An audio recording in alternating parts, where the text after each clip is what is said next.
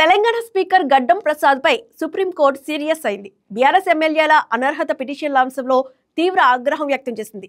BRS ఎమ్మెల్యేల అనర్హత పిటిషన్ల విషయంలో మీరు నిర్ణయం తీసుకుంటారా, మేం తీసుకోవాలా అని సుప్రీంకోర్టు ధర్మాసనం ప్రశ్నించింది. ఎమ్మెల్యేల ఫిరాయింపు వ్యవహారంలో కోర్టు ధిక్కార పిటిషన్పై స్పీకర్కు సుప్రీంకోర్టు నోటీసులు జారీ చేసింది. 4 వారాల్లో జవాబు చెప్పాలని స్పీకర్ను ఆదేశించింది. 10 మంది బీఆర్ఎస్ ఎమ్మెల్యేల అనర్హత అంశానికి సంబంధించి దాఖలైన 3 వేర్వేరు పిటిషన్లు సుప్రీంకోర్టు ప్రధాన న్యాయమూర్తి జస్టిస్ బిఆర్ గవాయ్ ధర్మాసనం ముందుకు విచారణకు వచ్చాయి. ఆ పిటిషన్లపై 3 నెలల్లోపు నిర్ణయం తీసుకోవాలని జూలై 31న జస్టిస్ బిఆర్ గవాయ్ నేతృత్వంలోని ధర్మాసనం ఆదేశించింది. కానీ అనేక కారణాల వల్ల ఆలోపు నిర్ణయం తీసుకోవడం సాధ్యం కాలేదని, మరో 2 నెలలు గడువు ఇవ్వాలని స్పీకర్ కోరారు.